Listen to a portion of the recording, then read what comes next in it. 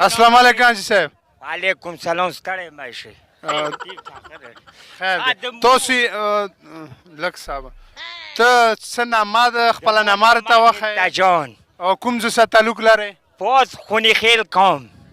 دا اوس کومه درنه تاسو خلکو کړې وه د سنټرل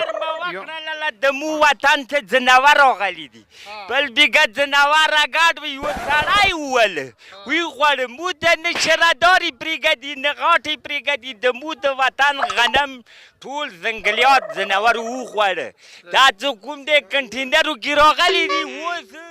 د دې محکمه حکومت کولی شي که تاسې کولی شئ د دې محکمه تاسې وکړو نو دا به څنګه ختمېږي دا ځناور ختمېږي د دې شرادار یوسو غاټې مو ته خلاص کړئ مو ته بله وکړئ بعد دغه مهرباني وکړئ لرګی ته خلاص کړئ بل ورته وکړئ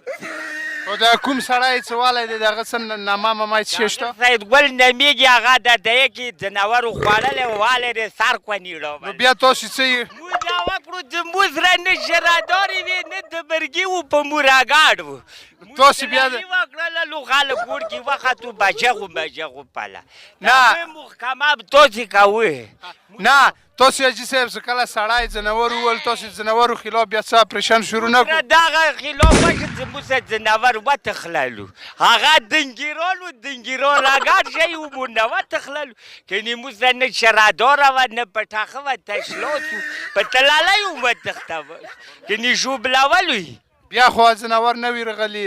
ځناورو غنم وخوړلو فصل د خوري کچې د خوري مو تر ډېره تانګو کوي کچې مچې وکړې جوار میوار د حاجي صاحب تاسې حکومت نه څه مطلبه دی حکومت نه دا مطلبه دی چې موږ ته د شرادارو غاټې خلاص کړي موږ ته توپه خلاص کړي موږ ته بله وکړي چې دا مو ورک وطن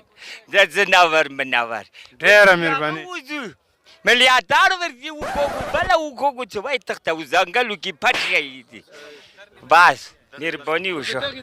د دې درنې متعلق ته څه یایې د کومه در مې ته دا کومه وشوه دا تنګو ما کوي بلا ما کوي حکومت مو ښه ګڼي لکه زوی پلار ګڼي ما هغه کوي چې ورته اوس وایي چې یاره کوم ځای نه راغلي وې کوم پله لاړ وې کومه دې دا خبرې ما کوي که نه چې مو تنګو نه ویر کوي حکومت مو سره ښه کوي که نه